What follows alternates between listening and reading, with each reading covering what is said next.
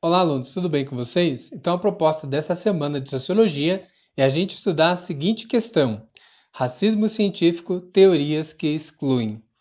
E aí é interessante a gente pensar como ponto de partida para tentar estudar essas ideias que o indivíduo, quem é o indivíduo dentro da sociedade?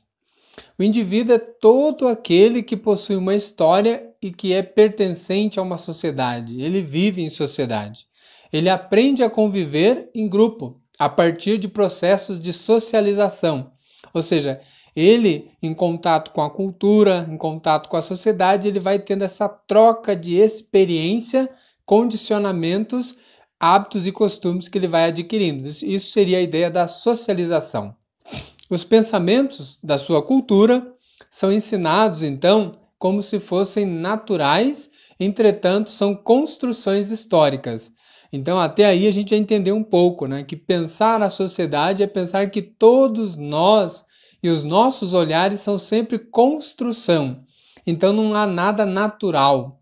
Nós deixamos o nosso natural para sermos indivíduos culturais, ou seja, submetidos a uma cultura, a um hábito, a um costume, a toda uma transformação histórica social em que o homem vai sempre evoluindo e transformando a sua natureza.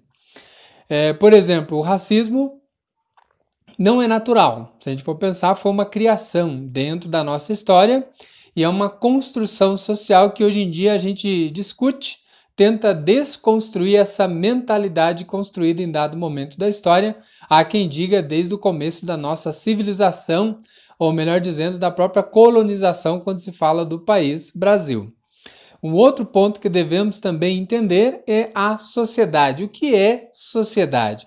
Será que nós sabemos o que essa ideia, conceito e terminologia quer dizer? Então, sociedade são as relações sociais que são a base para todo e qualquer indivíduo, né, desenvolver-se dentro da sua sociedade, quer seja através da família, da escola, os amigos, o grupo de trabalho, enfim, todos os grupos dos quais nós vamos perpassando é uma sociedade, é uma inter-relação, é uma interação que vai gerando socializações e culturas, né? E fundamentos e convicções de cada povo, de cada cultura. Então, toda a sociedade, vamos pensar assim, aluno, possui uma cultura. As formas de pensar e agir de um povo em suas respectivas construções históricas e sociais. Então, olha só que interessante a gente pensar que sociedade demanda entender tudo isso. É necessário, então, conhecer, alunos, a história de um povo para compreender o comportamento de determinado indivíduo. É necessário, por exemplo, para eu compreender o comportamento do índio, conhecendo toda a cultura, o fundamento, a criação indígena, né, a partir da própria cultura do índio. É necessário sempre aprofundar mais para entender melhor o indivíduo. É necessário, então, que a gente fique claro essa questão, que conhecer os impactos do passado no presente.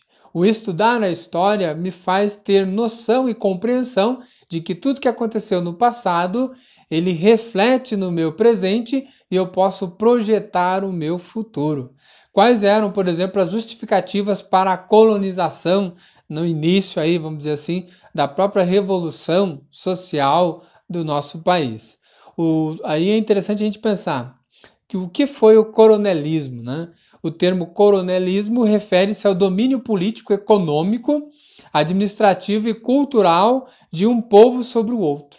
Então foi uma espécie de coronelismo, se a gente for pensar, do europeu em relação ao nativo, ao indígena, que veio aqui, dominou politicamente, economicamente, administrou essas terras, né? E ainda implantou a sua cultura sobre a cultura do índio. Então, todos esses aspectos vão interferindo no processo de colonização, onde tem de um lado o colonizado, do outro o colonizador.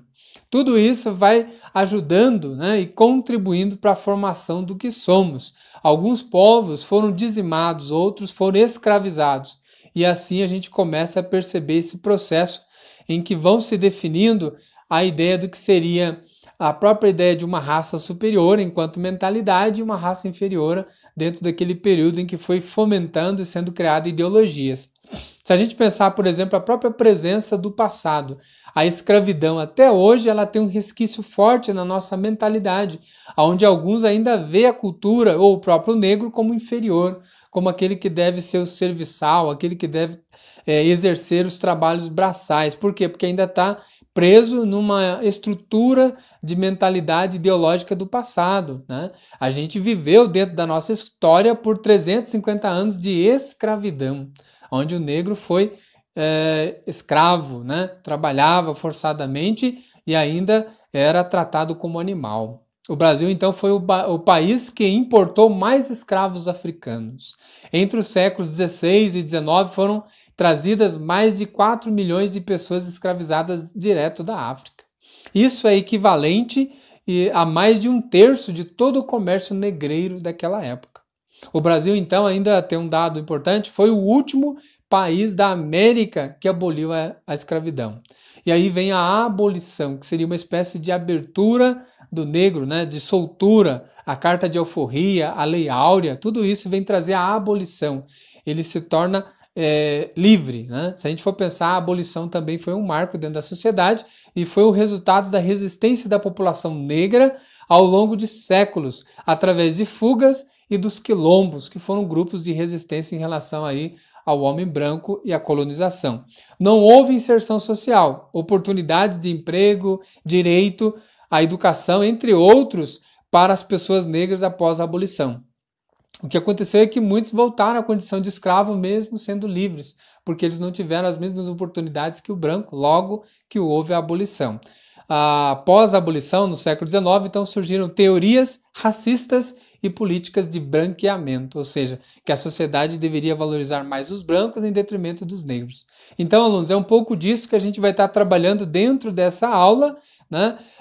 O racismo científico e as teorias que excluem. Desde já agradeço a atenção de vocês e até a próxima aula.